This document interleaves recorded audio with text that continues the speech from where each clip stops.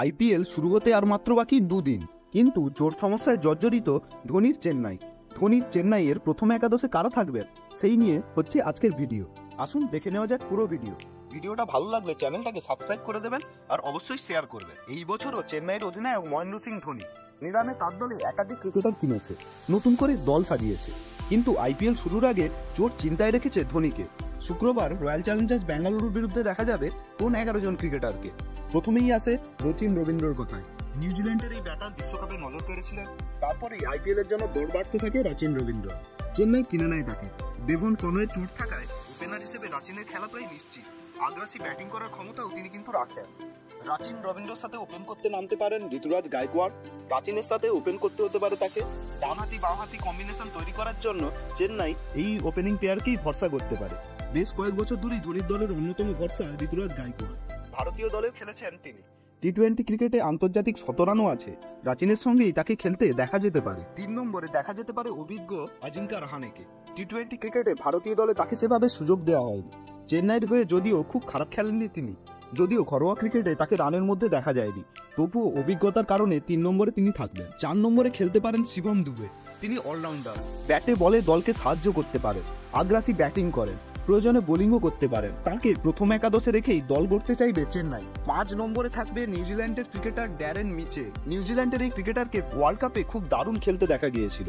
আগ্রাসী ব্যাটিং করতে পারেন, চেন্নাইয়ের মিডল অর্ডারের ভরসা হতে পারেন তিনি, বলও করতে পারেন।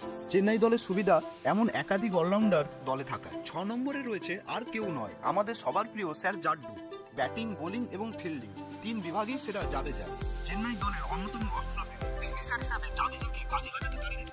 তাকে বাদ দেওয়ার কথা ভাবতেই পারবে না চেন্নাই। 7 নম্বর পজিশনের জন্য কে রয়েছে? One and only Mahendra Singh Dhoni. হাঁটুর চোট সারিয়ে আরও একবার আইপিএল খেলতে তৈরি ভারতের বিশ্বকাপ জয়ী অধিনায়ক। একসময় ফিনিশার হিসেবে দলের সম্পদ ছিলেন তিনি, কিন্তু গত আইপিএলে বারবার দেখা গেছে লোয়ার অর্ডারে ব্যাট করতে। এবারে হাঁটুর চোট সারিয়ে খেলতে নেমে ধোনি কি করেন সেই দিকে নজর থাকবে সকলে। 8 নম্বরে আবার একজন নিউজিল্যান্ডের ক্রিকেটার মিচেল স্যান্টনার। তৃতীয় বিদেশি হিসেবে দলে জায়গা হতে পারে স্যান্টনারে। ইউ স্পিনার, ব্যাটটা কিন্তু ভালোই করতে পারেন। লোয়ার অর্ডারে দলকে ভরসা দিতে পারবেন তিনি। জাদেজার সঙ্গে জুটি গড়ে বিপক্ষকে বিপদে ফেলতে পারেন স্যান্টনার। 9 নম্বরে রয়েছে ভারতীয় অলরাউন্ডার শার্দুল ঠাকুর। তাকে আবার দলে নিয়েছে চেন্নাই। এর আগে কলকাতা নাইট রাইডার্স দলে ছিলেন তিনি, সেভাবে সফল হতে পারেননি।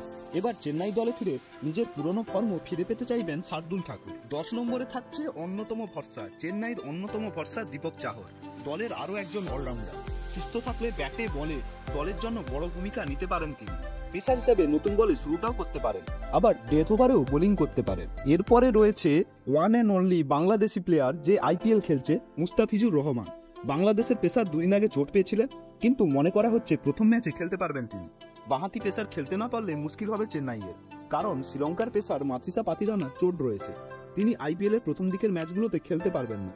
একান্তই যদি মুস্তাফিজুর খেলতে না পারেন, তাহলে দেখা যেতে পারে মুকেশ চৌধুরীকে। তিনিও বাঁহাতি পেসার, প্রয়োজনে তাকেও খেলাতে পারে চেন্নাই। সবার শেষে আসি ইম্প্যাক্ট প্লেয়ারের কথায়। চেন্নাই যদি প্রথমে ব্যাট করে, তাহলে প্রথম একাদশে দেখা যেতে পারে সামির রিজভিকে। সেক্ষেত্রে দ্বিতীয় ইনিংসে রাহানেকে বসিয়ে নামানো হতে পারে মুস্তাফিজুরকে। যদি চেন্নাই প্রথমে বল করে, তাহলে মুস্তাফিজুরকে দ্বিতীয় ইনিংসে বসিয়ে নামানো হতে পারে রিজভিকে। বন্ধুরা, এই হলো চেন্নাইয়ের ফার্স্ট প্লেয়িং 11, প্রবাবেবল ফার্স্ট প্লেয়িং 11, যেটা আমার মতে। আপনাদের কি মনে হয় কোন প্লেয়ার দল থেকে বাদ যেতে পারে এবং তার জায়গায় কোন প্লেয়ার আসতে পারে? অবশ্যই কমেন্ট করে জানাবেন।